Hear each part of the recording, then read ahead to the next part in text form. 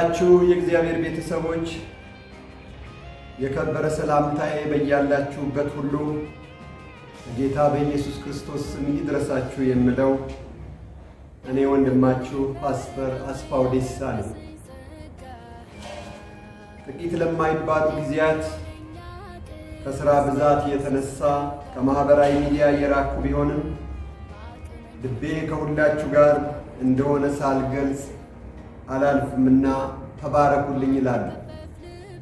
ዛሬ በፊታችሁ የቀረብኩት የእግዚአብሔር ፈቃድ ሆኖ ከኢትዮጵያ ሐዋርያዊት ቤተ ክርስቲያን የእግዚአብሔር ቃል ስለ ጌታ ስለ ኢየሱስ ክርስቶስ የሕያው የእግዚአብሔር ልጅ መሆን የሚናገረውን እውነት በመስበካችንና በማስተማራችን ምክንያት ለብዙ ዓመታት ታላቅ ዋጋ የከፈልበትን ነገሮች ሁሉ ጥለን እንድንሰደድ የተደረገበትን አንደኛ ዓመት ምክንያት በማድረግ ሚያዝያ 19 2017 ዓ.ም ልዩ የምስጋና ጉባኤ ስላዘጋጀንና በጉባኤው ላይ ትገኙልን ዘንድ ሁላችሁንም ለመጋበዝ ነው።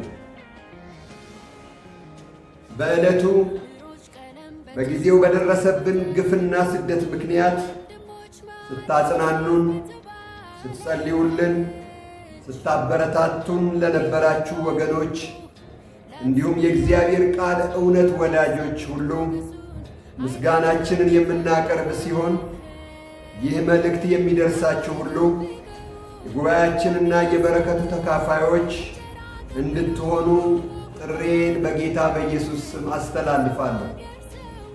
የእግዚአብሔር ቃል በዮሐንስ ወንጌል ምዕራፍ 16 ከቁጥር 1 እስከ 3 ድረስ ስለዚህ ጉዳይ እንዲህ በማለት ይናገራል።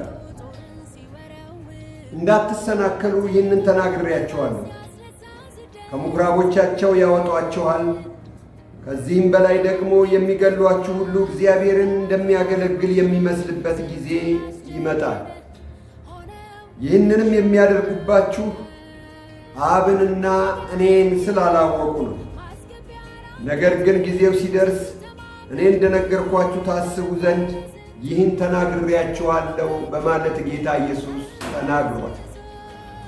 በሌላም ስፍራ ላይ በማቴዎስ ወንጌል ምዕራፍ 5 ላይ እንዲህ በማለት ተጽፎ እናገኛለን።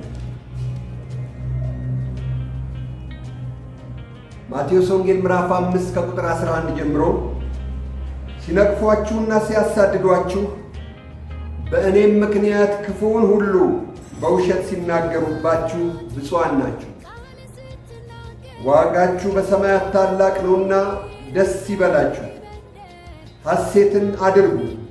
ከእናንተ በፊት የነበሩትን ነቢያት እንዲሁ አሳደዋቸዋልና በማለት ጌታ ኢየሱስ እንደተናገረው ስለ እርሱ ማንነት እውነት በማመናችንና በመስበካችን ምክንያት ለደረሰብንና ለሚደርሱብን ነገሮች ሁሉ ዛሬ በእኛ የጀመረ እንዳልሆነ ከቃሉ በመረዳት ይህንን 1 ዓመት በምሕረቱ የተሸከመንን እግዚአብሔር አብን በልጁ በኢየሱስ ክርስቶስ ስም እናመሰግናለን።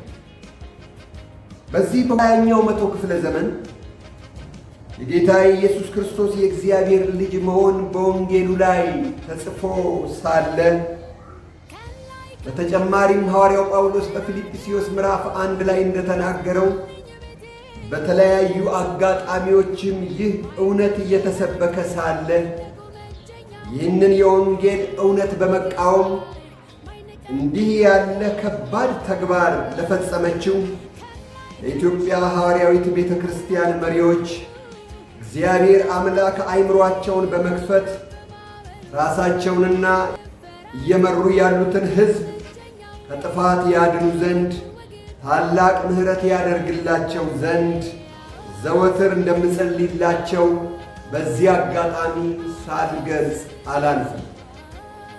ሐዋርያው ጳውሎስ በሮሜ ምዕራፍ 9 ላይ ከቁጥር 1 እስከ 5 እንደተናገረው እንዲህ ብለዋል። ብዙ ሐዘን የማያቋርጥም ጭንቀት በልቤ ያለብኝ ስል በክርስቶስ ሆኜ እውነት እናገራለሁ፣ አልዋሽም። ሕሊናዬም በመንፈስ ቅዱስ ይመሰክርልኛል።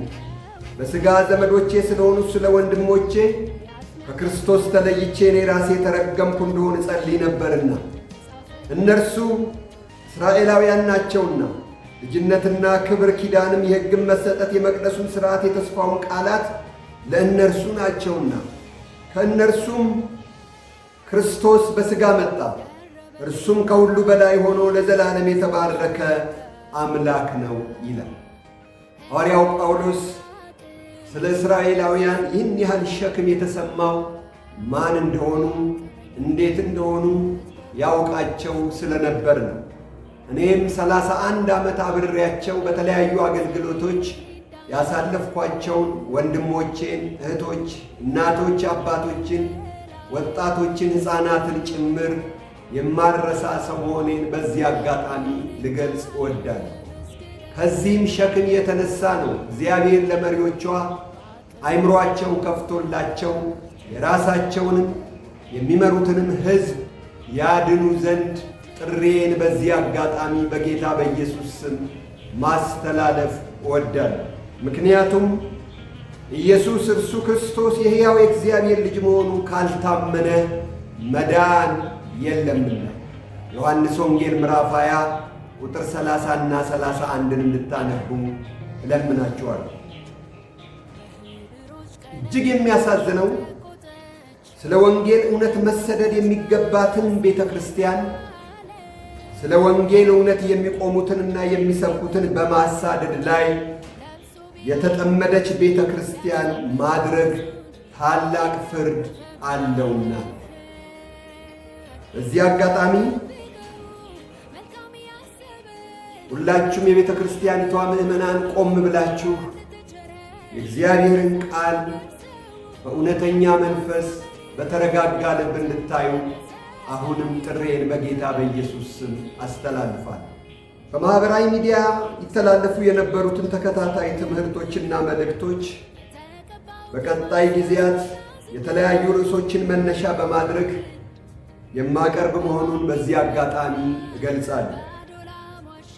የዛሬም መልእክቴን በዚህ ልቋጭና ሚያዝያ 19 2017 ዓ.ም ከጠዋቱ 3 ሰዓት ጀምሮ እግዚአብሔር አምላክ በሰላም ያገናኘን እላለሁ። አድራሻችን አዲስ አበባ አቃቂ ቃሊቲ ክፍለ ከተማ ቱሉ ዲምቱ አልፋ ነዳጅ ማደያ ፊት ለፊት ነው። ስልክ ቁጥራችንን በዚህ ቪዲዮ ላይ ስለሚያገኙ በዛ ደውለው ያግኙን እላለሁ። እግዚአብሔር ለዘላለም ይባርካችሁ።